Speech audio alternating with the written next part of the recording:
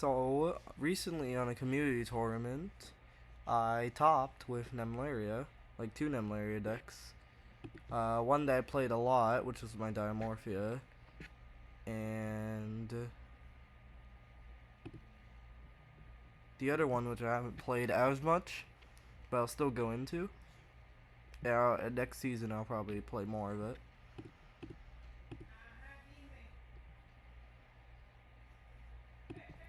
So, let's explain the Nemleria, Dinomorphia Nemleria. So I played free Dreaming Nemleria because you're usually supposed to in the core. One realized, two cute, two O'Reiler, free reveal, free sweet dreams, two towers, and then one love and one repetitor. That's just a normal core you're supposed to play in like Nemleria. You're not you're not forced to play the core, but that's usually what you go about. And then for hand traps, I played Ash Blossom, which I'll explain. That has an extra importance. Uh, Impermanence, and then also Called By. And then for the Dinomorphia section of the build, played free Phyresia, free Frenzy, and I decided to play Frenzy over the other ones. Like for example, Domain. Because Domain like needs it doesn't like fuse from the extra deck. So it's harder to like get like fusions. So yeah, it's hard to get fusions when you can only use like from deck since I'm only really playing Phyresia. So therefore I decided to play Frenzy instead. It's also just cheaper since it's SR instead of UR. And I wanted to craft free URs. And then extra deck wise, I went with free Kentriga Gina, free Stealth Bergia, and well, 2 and 2, and then 2 Rexterm. And then I also decided in the deck that I would play kind of like a Thrust engine, where I'd play a lot of normal spells and traps. For example, I played Talent, which usually goes along with it. I played Duster along with Decinair, since like Harpy's Fire Duster usually is very annoying to play against in Nemleria, since you lose your towers and you lose your trap, and you can't really recycle the trap once it's in the graveyard. So like having Crossout, it also is just good for like Ash and Impermanence. But having Harpy's Fire Duster along with Decinair did really well. And then I decided to play Impermanence over like Effect Veiler because like you can use Thrust. I played Soul of the Spring King for like a little like Z-Arc engine. So I played regular Z-Arc and Arcray Dragon, and then I played the dragons. So like Crystal Wing, I played Beast Eyes, Brave Eyes, Pendulum Dragon, like to stop you Bell, because it says negate the activated effects of monsters with 0 attacks. So the issue with this card though is that like it negates Nemleria, since Nemleria has 0 attack. So you do need to like figure out a way to either OTK just without Nemleria, or like get rid of Brave Eyes like with Nemleria on the board, which you can do with like a rank up such as like Hope Harbinger.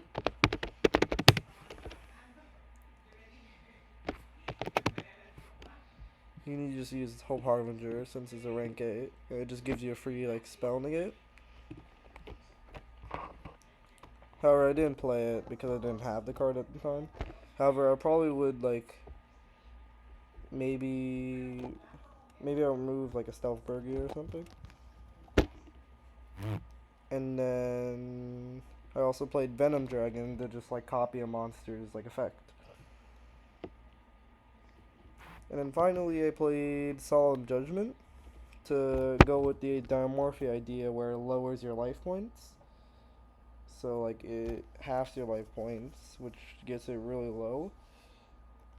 So like Rex turn like actually steams your opponent because, for example, you don't even because once your life points are so low, it's basically gonna negate every monster in their deck, and then they're gonna have a very hard time beating over free K because whenever they try to attack it, you're just simply gonna use its effect to lower all the life points.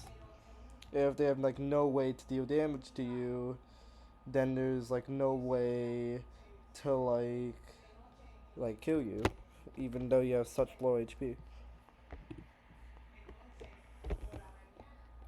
And for the rest of the deck, I had Pep, which is why also I said Ash Blossom was important earlier, because it's a tuner. And then if you think about all the other ghost hand traps like Ogre, like Bell, Ogre, and Mourner, you could play all of these too since they're tuners. I would most likely recommend Ghost Ogre, so you can cross out it, because Ghost Ogre is a big issue. Because if your opponent like places a well-timed like Ogre onto towers, and I feel like it's better to hit towers, by the way, Ogre or Ash Blossom, since if you hit Nemleria and they have like another Sweet Dreams Nemleria, then they could use the Pendulum effect of Nemleria again, since it's soft once per turn. But yeah, you could play like free Ogre as well, but I don't have like no copies, which is why I didn't include it in the side deck. But yeah, if I did have free copies, I would play it. And then finally, so yeah, Peppa is a really good monster to just like finish your opponent off. So you would use a rank 8 monster. Well, not a rank 8, a level 8. For example, Rex Term is level 8, and then your Zerk monsters are level 8.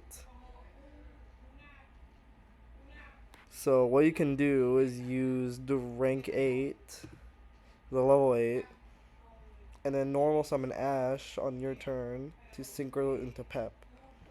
And it does lock you out like reveal and towers. However, you do get a really good beat stick and and if you have enough life points, you can even like banish a card from the field. And then finally, we have a simple Dreadnought package, just simply OTK. Like if I have like Nemleria like ready to summon, and I didn't use like towers or reveal that turn, then you can go into Dreadnought to like easily kill your opponent. And then Gravity Controller to return Nemleria to the deck. And like you could also realize also good for doing that. And you could also play Behemoth, which was important in the XYZ Cup. Like, because I got like DL, like dual level 20 for the cup. And Behemoth was a big help in that. But I just decided to just go with Gravity Controller. You could also do like Anima, or you can do like Karibo or whatever, but I just simply decided Gravity Controller. I just like the art more. And then for the side deck, it doesn't really matter because I never use the side deck because I'm not used to a side deck at all. Like even in like TCG like tournaments on Dueling Book, I never used the side deck because I'm an idiot. But this is the side deck. I would play Ghost Ogre in the side deck if I had the UR to craft it. But yeah. And by the way, I don't even have Cosmic Cyclone. So like I don't even know why I have this in my side deck. But I could craft it. Yeah, I was gonna craft it, but I keep forgetting. But probably once I finish recording, then I'll craft it. And then that is Dinomorphia Nemleria.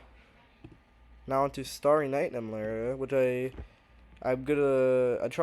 tried one duel because I was like leaving soon and I didn't know if I had like time to play like the tournament, so I kind of just crafted a fun deck. And I got destroyed by Snake Eyes Fire King because I only drew like Starry Night cards. But I think this deck's pretty decent. So it's again the same Nemleria core. However, I played 2 reveal so I can like have it more concise. I have like an extra card space. And then I played Free Ash Blossom again. And I played a Condemned Witch like engine. So what you do in the Condemned Witch engine is you play 2 Condemned Witch. You play a Light Barrier statue, which is really good in Nemleria since the only dark monster is reveal. So you would play it. And then you also play Forbidden Droplet, which is just a good good monster negate. And then it doesn't target unless choose also means target, but I think it's non-target. And then this is just a really good like normal summon, since Nemleria doesn't really have a normal summon, which is also why you could play the Adventure engine.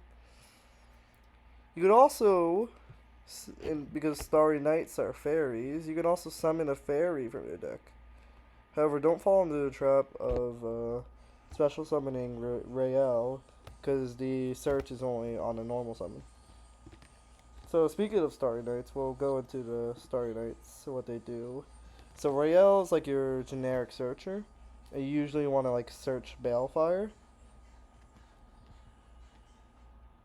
So, and this is also good to just summon, like Balefire is good to summon Starry Night Dragon, which is what you usually want to summon off like your cards. Like for example, we'll go into the traps later, but you want to summon this because it gives a pop. And it also gives like it's basically hidden, but it's like once per turn at the start of the damage step, if this card attacks an opponent's monster, you banish it into the end phase, and then you can make a second attack, which you can like out like not like unaffected monsters, but like hard you can out like monsters with higher attack, and then just if there's no other monsters, they could do like a direct attack to your opponent's life points, and the chip away like for 250. It also can't be destroyed by battle with a dark monster, which doesn't really matter that much because of the fact that the meta is like it's not branded meta anymore. It's more of a Snake Eyes meta. Like I think branded's all dark. Yeah, branded's like usually dark. So you want to it's not it's a fire meta, not a dark meta. So like the whole like dark like non-destruction effect is not really that important.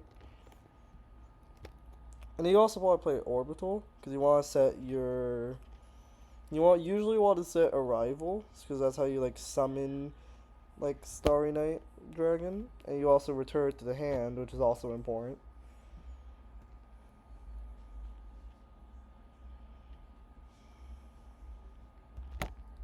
You also a good like floodgate is also Angel 7, because what you can do with Angel 7 is it's just basically a skill drain, but it's a monster. So that's pretty cool. There's also a 2500 beat stick. However, like a good thing to know about this card is that it does take 2 tributes, which is pretty difficult. But at the same time, that is the same amount of tributes. But the reason I like this card a lot because it's Light Fairy, and it has synergy with Ceremony. So you can reveal 1 Light Fairy in your deck to add Starry Night Dragon. So even if you like brick on Angel, then you can just search a Starry Night Dragon and you're good to go. Also, some slight synergy is Realize is also a Light Fairy. So like you can like shuffle it back into the deck with Ceremony to add a level 7 dragon from your deck.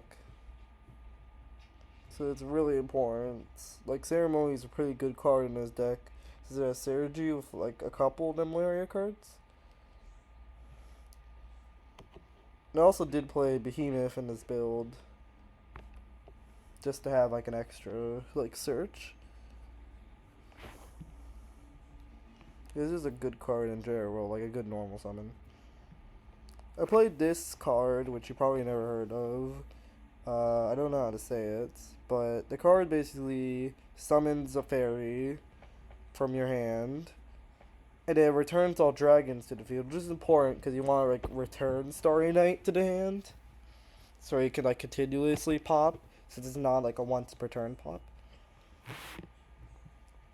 And then if it was sent there, like during the turn, the year by like an MST or simply like you like destroy the equipped monster or whatever, or tribute it, you could add like a super poly. Now you might notice I'm an idiot, and I forgot to put fusion monsters in my deck, like an idiot. But you'd play the regular targets. You'd play like Venom and the other super poly targets that would usually play. But yeah, don't be an idiot and forget to put fusion monsters in your extra deck. Just don't be an idiot. So yeah, that's what this card's for, and that's really the starting engine. It's kind of like you could like say it's bricky, which it might be, and it is because I kind of only got Starry Nights against Snake Eyes Fire King, and obviously, like Starry Night is not gonna beat Snake Eyes Fire King unless I like hard drew Barrier Statue, and I didn't. But it was still a fun deck. And then we played Cold Boy, like I did in the last deck. We already talked about Fruit and Drop, but we also played Blast because they have a counter trap. However, if you do want to make this deck for some reason, you can omit the Blast. It really doesn't do anything. Because you have to like set it with like orbital,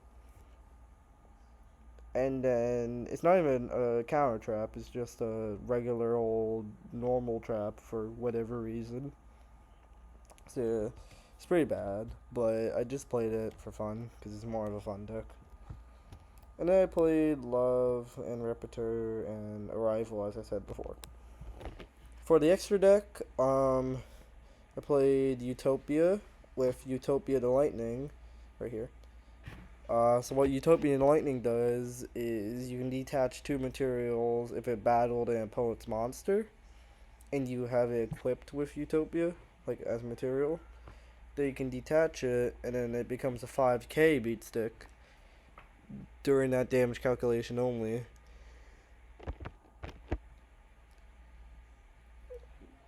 So, and then I also played Abyss Dweller, which is fine, I guess. Like, it's obviously a great card, but I never really went into it since it's kind of hard to get two level 4s on the board. I also played Time Thief for Duo, which I usually went into anyway, because stealing like a card from your opponent's deck is really important, especially in like where there's a lot of starters. Like stealing that one card starter like from the deck is pretty important.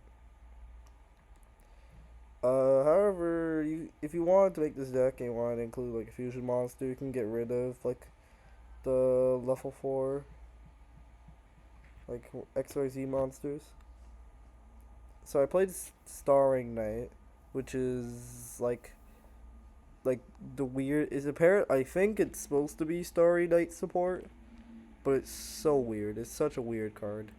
Apparently, maybe it is Starry Night support. Maybe it isn't. I don't even know. I never went into it once. I never went into any of the XYZs at all. I played Draco Sack because I heard it's a good um rank 7 because Starry Night Dragon's level 7, but and also Angel 07's rank level 7. But just don't play rank 7s honestly. Like, cause you're not really gonna go into them. You should just have like at least one in your deck, but don't play like too much. I had Gustav Max. I had two of them just in case I needed a backup, and Lieb. And I also had a Zeus this time. I think I don't remember if I put the Zeus in the other time, but this time I have the Zeus. Now it's at 3. However, it was at 1 when I made this deck. Well, actually no, it was at 3. but everyone plays one anyway, so it doesn't really matter. I played Gravity Controller again, and I just play your generic Link monsters, IP, Unicorn, and Access Code Talker. And I also played Auroradon, because apparently you're supposed to play it with Mecha Fade to the Beast. But I literally never played these cards. I have no idea how they work still. So that's cool. I know these two cards are good, but probably not in this deck. So that's really about both of the decks. I didn't really win with any. I actually didn't win with this deck. Like I just played like I think a single duel with it because I just wanted to join a casual tournament. But it also is an excuse for saying Starry Night like won a tournament, so that's nice. And then the main showcase is really Dinomorphia Nemleria. I probably will try to get the master with the deck. However, it really depends on like what my patience is, and like how if I'll get like angry at like the deck and stuff. Yeah, that's really about it.